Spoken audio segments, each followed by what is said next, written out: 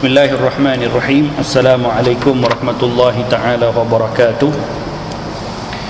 Kita mulakan pengajian kita pada malam ini dengan Ummul Kitab Al-Fatihah. A'udzu billahi minasyaitonir rajim. Bismillahirrahmanirrahim. Alhamdulillahi rabbil alamin arrahmanir rahim maliki yaumiddin. Iyyaka na'budu wa iyyaka nasta'in. Ihdinas siratal mustaqim. صراط الذين أنعمت عليهم غير المغضوب عليهم ولا الضالين آمين. الحمد لله رب العالمين والصلاة والسلام على أشرف الأنبياء والمرسلين سيدنا محمد وعلى آله وصحبه أجمعين. رب اشرح لي صدري ويسر لي أمري واحلل عقدة من لساني يفقه قولي. أما بعد نوينا تعلم والتعليم والتذكر والتذكير والنفع والانتفاع والإفادة والاستفادة والحث على التمسك بكتاب الله وسنة نبيه صلى الله عليه وسلم والدعاء إلى الهدى وابتغاء مرضات الله وقربه سبحانه وتعالى آمين اللهم آمين. Para jemaah yang dirahmati oleh Allah, kita akan sambung perbahasan daripada kitab Syarah Hadis Jibril karangan Al-Allamatul Muhaqqiq Al-Habib Zain bin Ibrahim bin Sumaid pada bab membicarakan tentang syarat-syarat solat berjemaah dan adab-adabnya. Pada pertemuan yang lepas kita ada bincangkan sebahagian daripada bab ini, dan hari ini kita akan sambung perbincangan daripada bab tersebut. Jadi di dalam solatul jemaah, di sana ada beberapa syarat-syarat yang telah ditetapkan, dan selain daripada syarat-syarat yang wajib diikuti dan dituruti, ada juga adab-adab yang perlu diikuti untuk memastikan solat jemaah kita mendapat pahala yang sempurna. Maka setiap daripada orang yang solat berjemaah masing-masing akan diberikan pahala yang berbeza. Pahala kesempurnaannya berbeza. Adapun pahala mendirikan solat jemaah masing-masing pun akan dapat, tetapi pahala kesempurnaan solat berjemaah masing-masing adalah berbeza, dan ini diikut dengan macam-macam sebab. Contohnya, yang solat di saf yang paling depan tak sama dengan yang saf di belakang. Sebab itu, untuk di sana ada tuntutan untuk seseorang mengejar untuk dapatkan saf yang paling depan dalam solat berjemaah.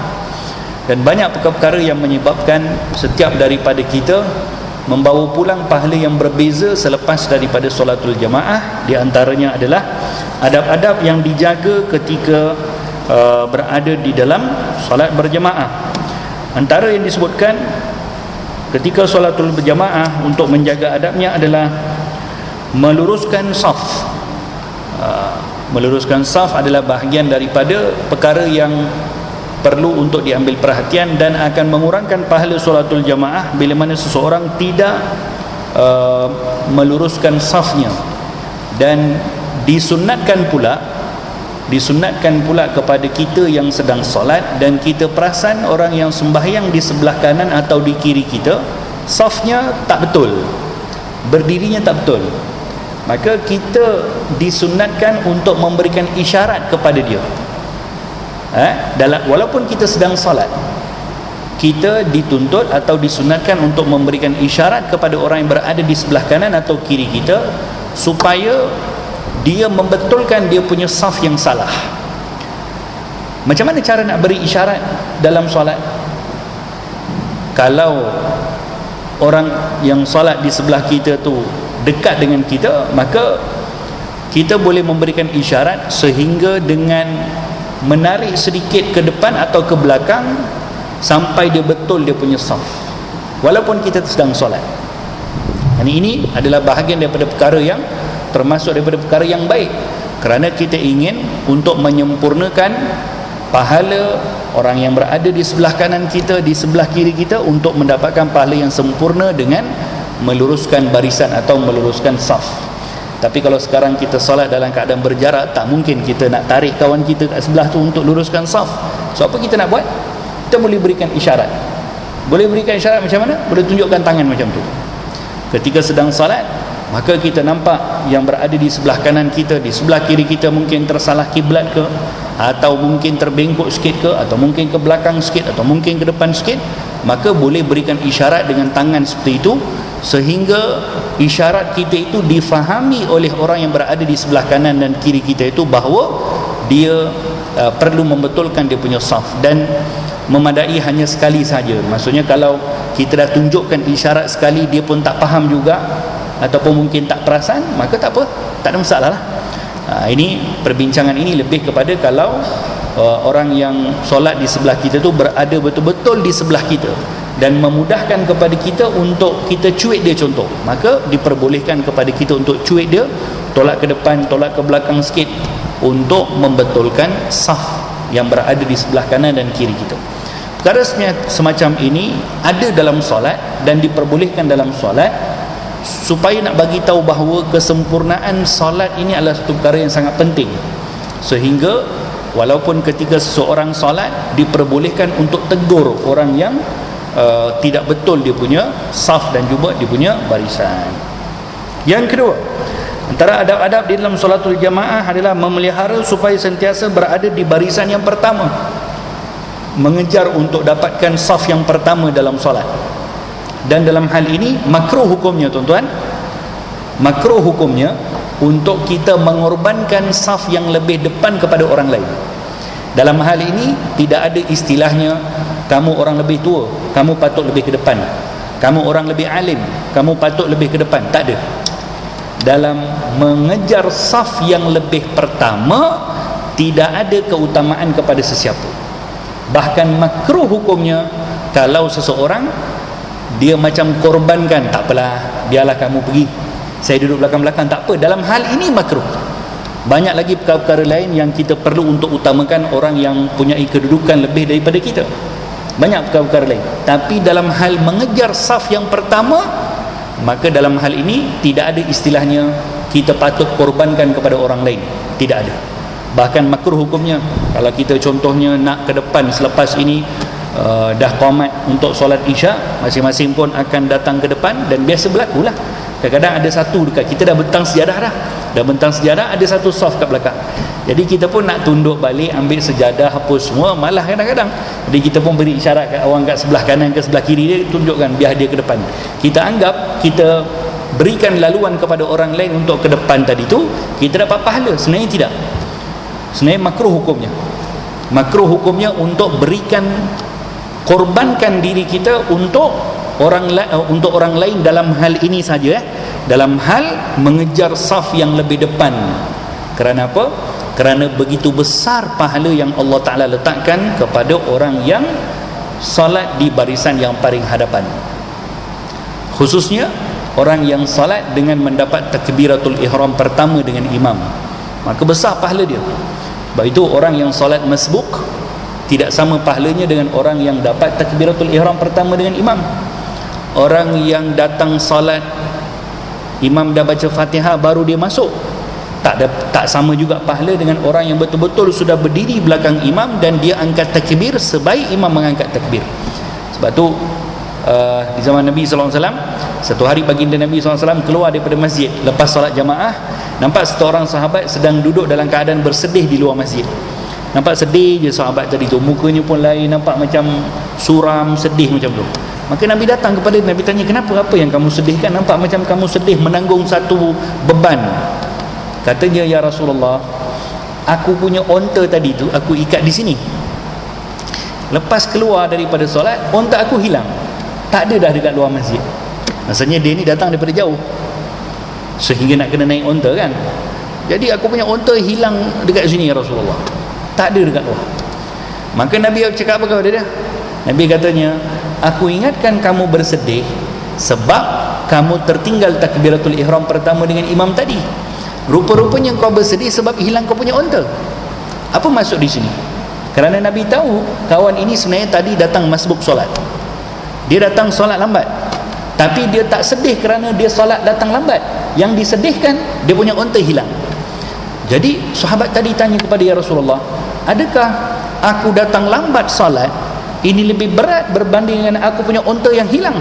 Kata Nabi SAW, kalau kamu dapat takbiratul ihram pertama dengan imam, itu lebih mulia di sisi Allah berbanding dengan kamu diberikan seisi dunia ini diisikan dengan onta warna merah. Yani kalau kamu diberikan dunia ini, sepenuh dunia ini diisikan dengan onta warna merah, itu tak ada makna pun berbanding dengan pahala takbiratul ihram kalau kamu dapat bersama dengan imam. Jadi sampai begitu baginda Rasulullah memberikan perumpamaan. Dan ini juga bahagian daripada perkara yang perlu untuk ada dalam hati kita, merasa rugi, merasa macam satu benda besar yang terlepas kepada kita kalau kita ni tertinggal takbiratul ihram pertama dengan imam. Tapi lebih baiklah daripada kita tak datang solatul jamaah. Lebih baik cumanya usaha untuk datang dapatkan takbiratul ihram pertama dengan imam adalah bahagian daripada perkara yang sangat dituntut, bahkan mempunyai pahala yang besar. Yang ketiga, memelihara supaya sempat untuk takbiratul ihram bersama imam. Yang keempat, makmum tidak bergerak sama dengan imam pada sesuatu pun pada perbuatan-perbuatan solat. Disunatkan kepada makmum ketika solatul jamaah supaya biar imam lengkap dulu buat sempurna perbuatan baru makmum ikut. Maksudnya bukan buat sama-sama, tidak. Tunggu imam dah pergi rukuk, Allahu Akbar, imam dah landing dah pergi rukuk, baru makmum gerak Allahu Akbar. Kalau imam nak pergi sujud, imam dah sampai ke sujud dah, Allahu Akbar. Yang dekat belakang dia dengar bar. Yang nampak imam dah sampai ke tempat sujud, baru dia gerak daripada i'tidal. Ini yang paling afdal. Kerana apa? Kerana di dalam hadis disebutkan bahawa tidak dijadikan kepada kamu seorang imam kecuali untuk kamu ikut. Jadi macam mana kita nak ikut kalau imam belum tunjukkan lagi caranya? Seolah-olahnya macam tu, imam dah tunjukkan, dah buat sujudnya, baru kita ikut. Ini pahala yang sempurna ataupun adab-adab yang perlu dijaga. Jadi maksudnya kalau kita selari perbuatan dengan imam, hukumnya makruh. Kalau mendahului imam, makruh juga. Mendahului imam dengan 2 rukun batal solat. Kalau mendahului imam 1 rukun masih okey. Imam belum rukuk lagi, dia pergi rukuk, batal tak solat? Kalau 1 rukun je dia dahului, tak batal lagi. Walaupun dia sengaja tak batal, cuma makruh. Tapi kalau dia mendahului 2 rukun, imam masih takbiratul ihram, dia pergi rukuk, lepas tu dia pergi i'tidal, maka batal dia punya solat. Kerana dia sudah mendahului imam 2 rukun. Jadi dalam solatul jamaah, kita sebagai makmum tak boleh mendahului imam 2 rukun dan tak boleh tinggal dengan imam 2 rukun, maka solat seseorang akan terbatal. Tapi kalau tertinggal dengan imam, di situ ada perincian lebih sikit, iaitu tertinggal dengan imam dengan 2 rukun yang panjang. Kalau rukun yang pendek macam i'tidal, duduk antara 2 sujud, tak dikira, masih lagi boleh tertinggal, tak ada masalah, tak dikira dalam 2 rukun. Tapi kalau tinggal 2 rukun yang panjang, batal solat. Contohnya apa? Contohnya katakan imam dah rukuk, kita masih lagi takbiratul ihram, masih okey lagi, tak batal. Imam bangun daripada rukuk, sami Allahu liman hamidah, kita masih lagi takbiratul ihram, tak habis lagi baca Fatihah, batal tak solat? Tak batal lagi. Imam dah sujud, Allahu Akbar, kita masih lagi takbiratul ihram, batal tak solat kita? Masih belum.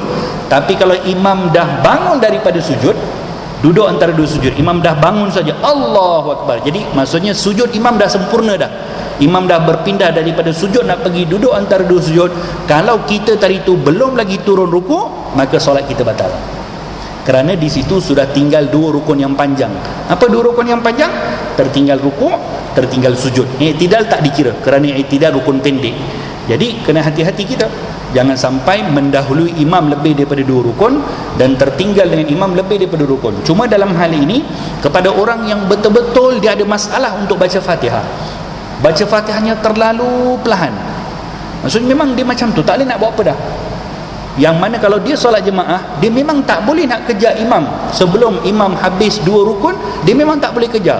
Pada masa yang sama, Fatihah pula wajib untuk dibaca. Jadi kalau orang seperti ini, dia dipunyai keringanan, iaitu boleh tinggal dengan imam 3 rukun pula. Kalau orang yang ada masalah seperti ini, dia boleh tinggal, boleh berjauhan dengan imam sehingga maksimum 3 rukun panjang. Kalau kepada orang yang ada masalah seperti itu. Baik, seterusnya, dan haram bagi makmum mendahului imam. walaupun mendahului imam dengan satu rukun, solatnya belum batal tapi hukumnya berdosa. Kalau sengaja mendahului imam, hukumnya berdosa. Kalau mendahului imam dengan dua rukun, solat dia batal. Jadi kalau kita dah terbuat, contohnya kita tiba-tiba nak rukuk, sebetulnya imam belum rukuk lagi, jadi tersalah buat, maka boleh patah balik lah. Boleh patah balik, tak ada masalah. Okay? Dalam hal mendahului imam, dalam hadis kata Nabi SAW, amma yakhsha alladhi yasjudu aw yarfa'u ra'sahu qabla al-imam ay yuhawwil Allah ra'sahu ra'sa himarin aw suratahu surata himar. Tidak takutkah orang yang sujud atau mengangkat kepalanya sebelum imam bahawa Allah menukarkan kepalanya kepada kepala keldai atau rupanya kepada rupa keldai? Besar ni dosanya. Jadi maksudnya larangan untuk mendahului imam ketika salat. Seterusnya, makmum tidak menguatkan suaranya di belakang imam melainkan pada perkataan amin, maka dikuatkannya di dalam salat yang dikuatkan bacaannya dan disebut beserta dengan imam. Jadi dalam hal ini, ketika solatul jamaah, kita makmum, contohnya kalau solat maghrib tadi atau sembahyang isyak sekejap lagi, kita pun akan baca Fatihah juga. Bacaan sendiri yang kita baca untuk diri kita adalah dibaca dengan perlahan. Sekadar kita sendiri dengar cukup, tak payah dibaca dengan kuat. Yang hanya dituntut untuk meninggikan suara kita ketika membaca amin, sama ada amin tersebut adalah amin selepas suratul Fatihah atau amin yang kita baca dalam doa kunut atau dalam kunut nazilah contohnya. Maka dalam hal itu kita dituntut untuk tinggikan suara. Bahkan makruh pula hukumnya kalau baca habis Fatihah kita tak baca amin, kita tak keluarkan suara, diam aja kita, makruh hukumnya. Kerana dalam hadis disebutkan innal malaikata tu'amminu li qira'atil imam faman wafaqa qawluhu qawlal malaikah ghufira lahu ma taqaddama min dhanbih. Sesungguhnya malaikat akan menyebut amin kerana bacaan imam iaitu suratul Fatihah. Barang siapa yang sama sebutan aminnya dengan sebutan malaikat tersebut, maka akan diampunkan dosa-dosa yang telah lalu. Jadi jangan kita berat mulut untuk baca amin bersama-sama dengan imam. Kerana di situ diletakkan keberkahan yang besar, diampunkan dosa kita. Kerana dalam satu-satu solatul jamaah, bila imam baca amin, malaikat pun akan aminkan. Dan siapa yang sempat untuk amin tadi sama-sama dengan imam, dia juga akan amin sama-sama dengan malaikat yang diutuskan oleh Allah Ta'ala untuk bersama dengan solat orang-orang yang beriman, orang-orang Islam. Jadi rugi kalau tidak membaca amin. Kadang-kadang ada orang dia tak baca amin pun, dia diam aja, walhal dia tak ada apa-apa halangan pun untuk baca amin. Makruh hukumnya, mengurangkan pahala solat dia kalau dia tidak membaca amin. Seterusnya, antara adab solatul jamaah, sebaiknya imam meringankan, mempercepatkan solat sekiranya ia mengimamkan kaum tidak tetap atau jemaah yang tetap dalam keadaan mereka tidak mahu solat yang lama. Ini pula adalah adab kepada imam.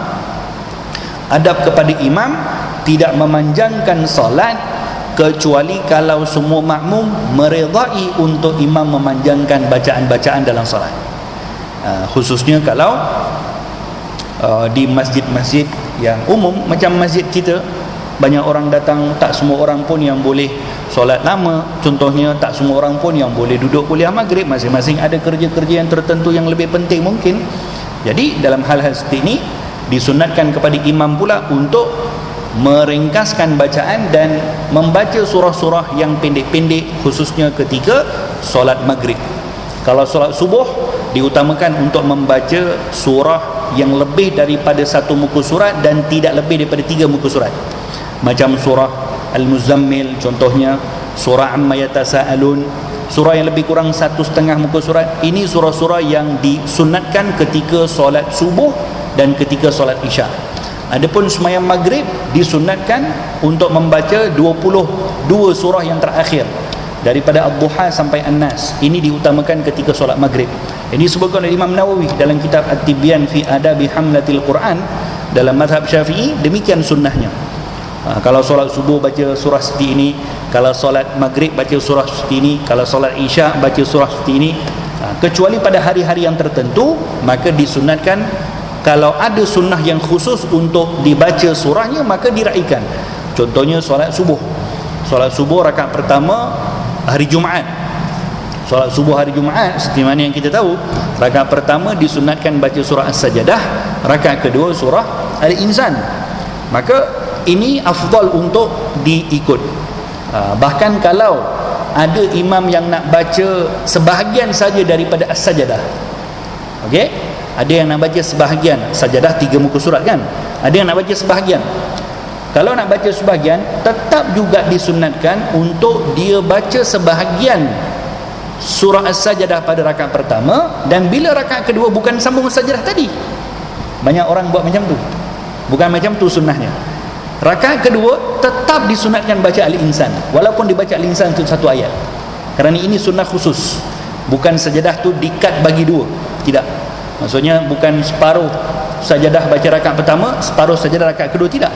Kerana tak, yang sunnah khususnya sajadah adalah pada rakaat pertama, yang rakaat kedua disunatkan surah Al-Insan. Ini dari segi keutamaan ya.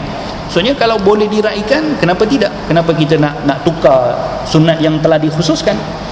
Kalau dibaca sajadah separuh-separuh pun sama juga dengan bilangannya membaca Al-Insan, sama je. Jadi kalau lebih afdal, yang paling afdal dibaca As-Sajdah penuh. Dibaca As-Sajdah penuh 3 muka surat pada rakaat pertama sembahyang subuh hari Jumaat, dan rakaat kedua baca surah Al-Insan penuh. Kalau nak baca sebahagian, maka baca sebahagian tapi tetap dipelihara sunat rakaat pertama As-Sajdah, rakaat kedua membaca surah Al-Insan.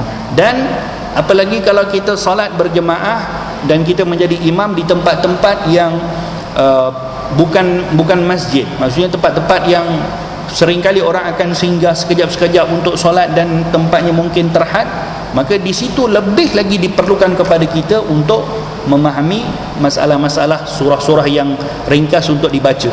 Contohnya kita sembahyang di RNR, contohlah sembahyang di Petronas, contoh di pam minyak ke di mana-mana tempat yang umumnya tempat tersebut bukan orang sembahyang lama pun. Orang akan datang sekejap, kadang-kadang orang tunggu dekat luar, apalagi sekarang ni dalam penjarakan mungkin boleh solat 3 orang saja, ada 4 orang yang tengah tunggu kat luar. Maka dalam hal ini, di sinilah perlu patutnya untuk kita meraihkan sunnahnya, kerana Nabi pernah buat. Nabi pernah ketika berwuduk dalam keadaan musafir, baginda Rasulullah SAW berwuduk hanya basuh sekali je. Ini kadang-kadang kita macam tu juga. Kita duduk di RNR atau di Petronas nak sembahyang maghrib ke apa contoh, pipe ada satu je, 4 orang tengah beratur dekat belakang. Yang kawan ni waktu itulah dia buat wuduk yang sempurna, waktu itulah dia praktikan semua yang dibelajar daripada syarah hadis Jibril. Adab berwuduk ni kena menghadap kiblat, basuh 3 kali, angkat tangan doa, berkumur 3 kali, masuk air dalam hidung. Waktu sembahyang kat rumah dia tak buat pun. Jadi ini tak patut. Di situ sepatutnya kena macam mana? Wuduk yang ringkas, basuh yang wajib saja. Ini kena raikan. Di situ kena ringkaskan wuduknya, basuh yang wajib saja. Bahkan kalau dia solat baca yang paling ringkas, baca qul ya ayyuhal kafirun. Nabi SAW kalau dalam musafir, Nabi akan baca rakaat pertama qul ya ayyuhal kafirun, rakaat kedua baca qul huwallahu ahad. Ini kadang-kadang ada orang juga, dia kalau tiba-tiba dilantik jadi imam macam tu, waktu itulah dia teringat balik surah Yasin yang dia hafal dulu, surah Muluk yang dia hafal dulu, padahal kat belakang tu orang macam-macam situasi. Jadi tak patut demikianlah untuk meringkaskan solat. Dan Nabi pernah tegur satu orang sahabat, Mu'adz bin Jabal radhiyallahu anhu, sahabat yang masyhur, Sayyidina Mu'adz bin Jabal. Mu'adz bin Jabal ni kalau jadi imam, dia punya solatnya panjang, dia suka baca panjang. Sayyidina Mu'adz bin Jabal.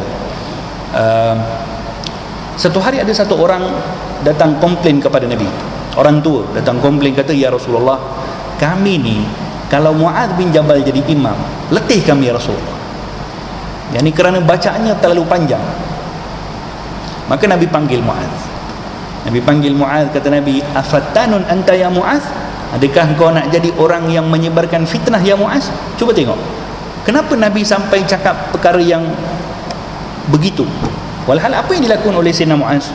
Sayyidina Mu'adz, Masya Allah, sahabat yang terkenal, tapi Nabi sehingga tegur, dia kata, adakah kau nak jadi orang yang menyebarkan fitnah ya Mu'adz? Dia bukan buat apa pun, solat tapi baca surah yang panjang. Tapi kenapa Nabi gunakan istilah itu?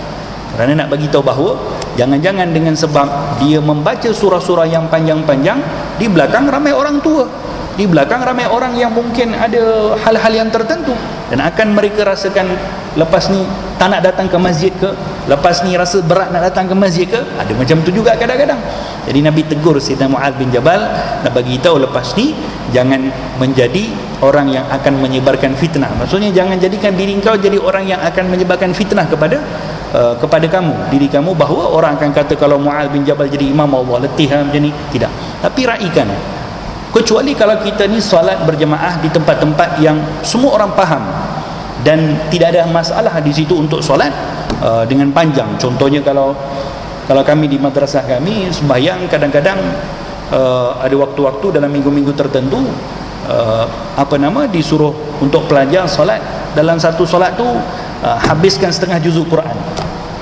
Tak ada masalah, sebab ini memang tempat yang memang madrasah tahfiz, ataupun tempat yang memang semua pelajar-pelajar yang memang boleh dengar kita punya cakap, memang tak ada benda yang lain nak dibuat, memang itu dia punya programnya.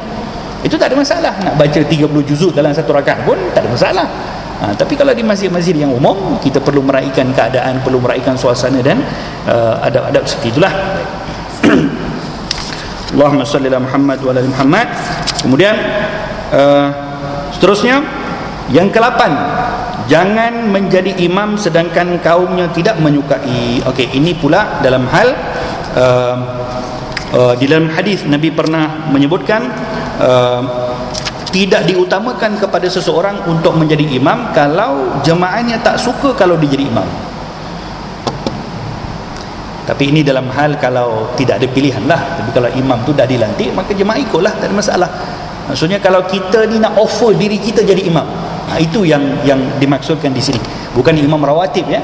Imam rawatib memang sudah dilantik oleh ulil amri, maka itu tidak boleh untuk diprotes.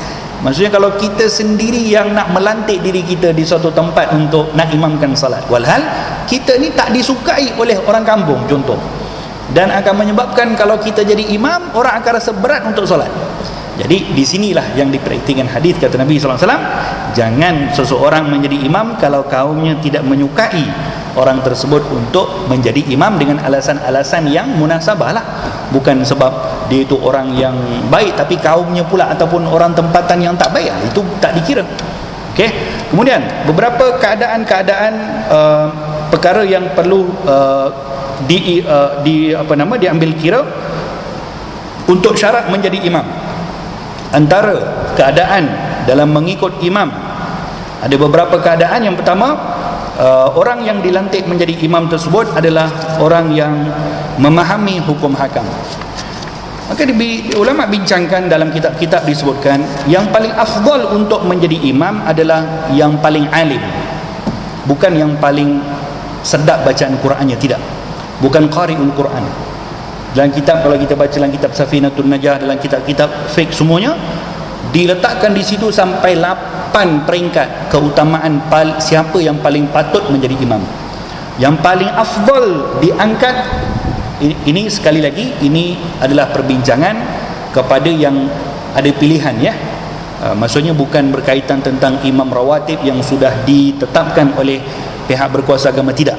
Jadi maksudnya kalau kita di suatu tempat ataupun kita pergi ke mana-mana musafir, atau ada ahli keluarga kita ramai-ramai, ada orang tua, ada yang hafiz Quran, ada yang ustaz tahu hukum hakam, ada yang suaranya sedap bacaan pun ada. Jadi siapa yang paling patut untuk dikedepankan jadi imam?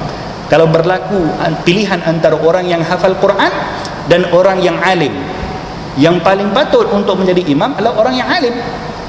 Itu lebih afdal, bukan yang hafal Quran. Apa sebab?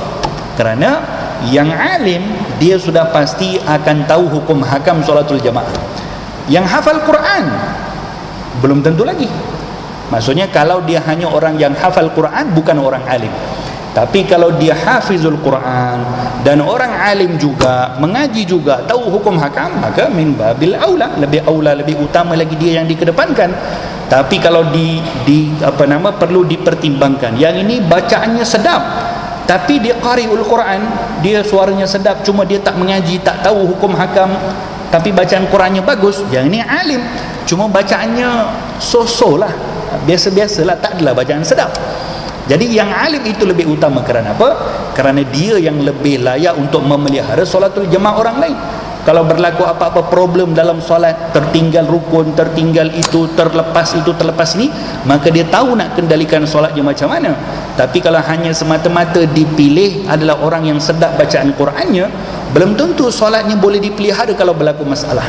Dia tak tahu nak buat apa-apa, tiba-tiba katakan solatnya terbatal. Apa nak buat? Tak tahu nak buat apa. Takkan nak bagi tahu pusing belakang, minta maaf makmum, saya punya solat batal. Bukan macam tu.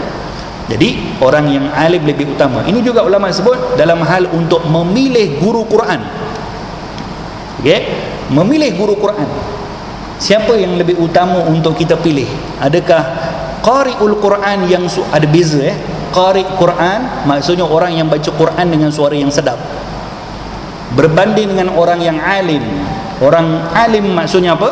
Orang yang melalui proses pembelajaran secara betul, yakni mengaji kitab daripada para ulama-ulama dan memahami hukum hakam, maka lebih utama untuk mempelajari Quran daripada orang alim, daripada qari'ul Quran. Apa sebab? Kerana yang belajar daripada orang alim, dia pasti akan ditegur kalau ada kesalahan-kesalahan dan ada perkara-perkara yang berkaitan tentang khusus tentang bacaan Qurannya ataupun dalam perkara-perkara yang lain. Tapi kalau yang dicari tu semata-mata orang yang bacaan Qurannya sedap tapi tak tahu hukum hakam, maka dia tidak akan dapatkan kecuali intonasi bacaan Qurannya saja, tapi hukum hakam tak dapat. Jadi tak mungkin orang alim tak pandai baca Quran. Kalau orang alim dia tak tahu hukum tajwid, dia bukan orang alim. Takkan orang alim dikatakan orang alim tak tahu hukum tajwid. Ini perkara yang paling basic. Tapi orang yang tahu hukum tajwid, yang tahu melakukan Quran, boleh jadi dia bukan orang alim. Dia di sini ada beberapa perkara yang perlu diambil perhatian untuk memilih guru Quran, untuk memilih siapa yang akan kita nak jadikan sebagai imam dan sebagainya, maka diutamakan dalam hal seperti itu. Tapi bukanlah bermaksud tak boleh, tidak. Ini dari perbincangan dari sudut mana yang lebih afdal, mana yang lebih utama. Okey. Allahumma salli ala Muhammad wa ala ali sayyidina wa maulana Muhammad. Kemudian pengarang kitab membicarakan tentang bab solatul Jum'ah. Kata beliau, hari Jumaat adalah penghulu segala hari, dan solat Jumaat merupakan solat yang paling afdal. Solat Jumaat adalah satu kefarduan ke atas setiap lelaki mukallaf yang merdeka, yang bermastautin atau bermukim. Maka wajib fardu ain ke atas setiap orang Islam untuk memeliharanya. Sesungguhnya ia merupakan sebahagian dari perkara yang dimuliakan Allah, yang membesarkannya, termasuk sebahagian daripada hati-hati yang bertakwa. Tidak boleh meninggalkannya melainkan dengan sebab keuzuran yang dibenarkan pada meninggalkan solatul jemaah, solat berjamaah, solat Jumaat. Di dalam hadis disebutkan, man taraka salasa jum'in min ghairi udhrin taba'allahu ala qalbih. Barang siapa yang meninggalkan 3 kali solat Jumaat tanpa sebarang keuzuran yang dibenarkan syarak, nescaya Allah akan mematri hatinya menjadi keras untuk menerima kebenaran. Man tarakal jum'ata thalathan, barang siapa yang meninggalkan 3 kali solat Jumaat kerana meremeh-remehkannya, maka dia telah membuang Islam di belakangnya. Jadi zaman kita sekarang, sebahagian tempat, sebahagian umat Islam sudah terbiasa dengan tidak solat berjamaah Jumaat. Ini satu perkara yang sangat mendukacitakan. Kita tidak bicara dalam hal halangan yang pernah kita lalui beberapa tempoh yang lepas, kerana itu keadaan kita seperti itu. Maka kita meraihkan fatwa untuk kemaslahatan awam, dan kita dilarang untuk datang ke masjid untuk solat jemaah, solat Jumaat.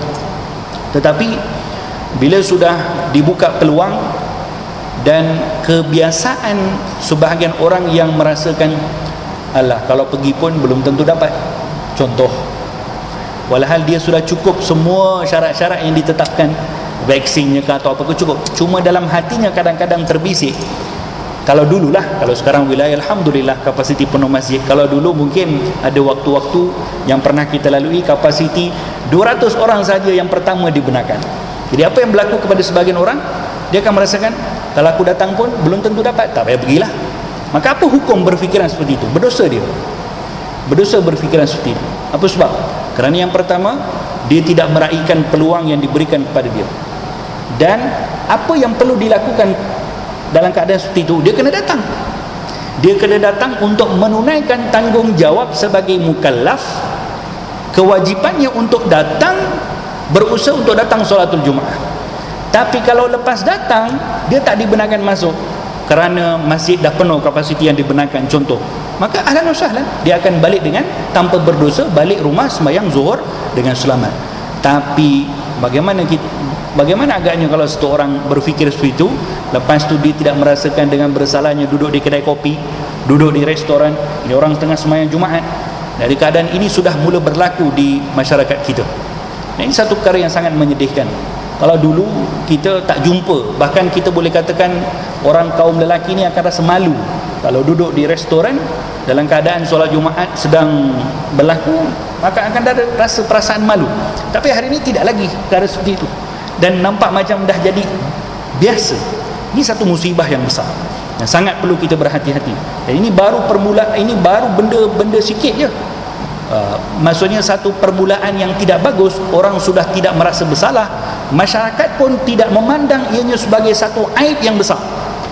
Diri yang buat tak rasa salah, yang melihat perkara itu pun dah biasa, iaitu waktu solat jemaah duduk di shopping mall. Kalau dulu orang perempuan, kalau office hour ke, kerja ke apa ke, sembahyang Jumaat masing-masing pergi shopping mall. Tapi sekarang tidak lagi. Kita kalau pergi pun orang lelaki bersepah duduk di shopping mall, dan kita husnudzan lah, mungkin waktu itu dia orang musafir ke apa ke, Allahu a'lam. Tapi jangan sampai kita meredai pada diri kita keadaan seperti itu, yakni merasa senang, merasa seronok dengan keadaan-keadaan yang berlaku hari ini. Sebagai orang rasa seronok, alhamdulillah, tak payah bazir waktu pergi salatul Jumaat. Ini satu musibah yang besar. Jangan sampai penyakit ini menular di kalangan kita, ahli keluarga kita, dengan merasa redha dengan dirinya yang tidak datang ke masjid untuk solatul Jumaat. Kalau datang tak dapat masuk, kapasiti penuh dan sebagainya, maka sekurang-kurangnya tanggungjawab kita sudah selesai. Kalau Allah Ta'ala tanya di hari akhirat, apa pasal kau tak pergi sembahyang Jumaat? Ya Allah, aku dah datang tapi aku tak bagi masuk. Selesai lah. Yang tak bagi masuk tu nanti urusan lain pula. Ada alasan-alasan yang telah dipikirkan oleh pihak berkuasa agama yang memikirkannya dengan maslahat umat. Tapi kalau merasa senang dengan beralasan kalau datang pun belum tentu dapat masuk, itu kan belum tentu dapat masuk. Tapi kalau dapat masuk macam mana? Jadi dalam hal ini bukan tempat untuk kita berkorban, tidak. Ini termasuk daripada apa yang saya sebutkan tadi, fastabiqul khairat, mengejar untuk berbuat kebaikan. Dalam hal ini tak boleh kita fikir, kecuali kalau ada sebahagian masjid yang waktu-waktu sebelum ni diberikan macam peluang minggu ni grup ni datang sembahyang Jumaat, minggu depan datang grup ni sembahyang Jumaat, tak apalah. Tapi kalau sekarang dah buka semua dah, tidak patut ada alasan untuk tidak datang salatul Jumaat. Di masjid wilayah lagi, Masya Allah, Tabarakallah, kapasiti penuh masjid. Jadi perkara ini sangat perlu untuk kita berhati-hati, dan kita tidak patut merasakan budaya kaum lelaki duduk di restoran, duduk di shopping mall tanpa rasa bersalah, tanpa rasa malu. Kita yang memandang pun kita rasa macam benda ni dah biasa. Tidak, tak patut berlaku.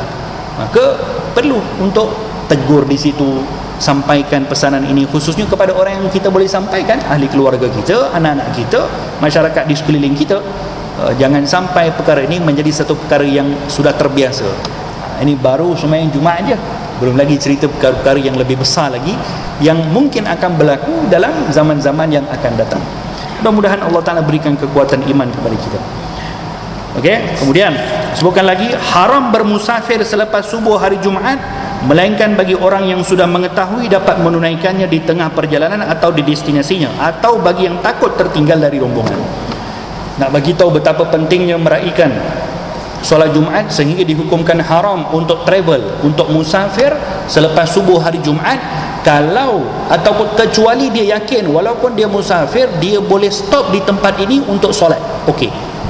Cuma dalam hal ini terkecuali adalah kepada orang yang naik flight. Dia naik flight bila?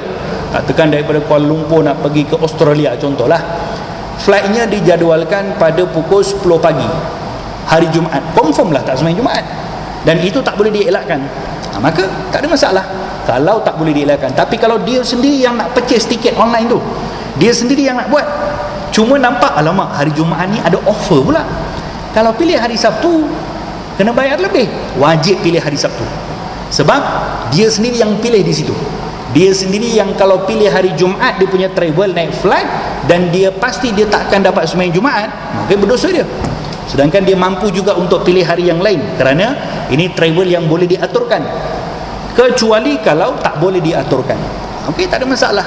Kita kena pergi haji contoh, dan sudah diberikan kita punya tarikh berangkat adalah tarikh sekian, hari Jumaat flight pukul 11 pagi, confirm tak boleh sembahyang Jumaat, itu dimaafkan, tak ada masalah. Boleh sembahyang zuhur atau sembahyang hormat waktu dan sebagainya.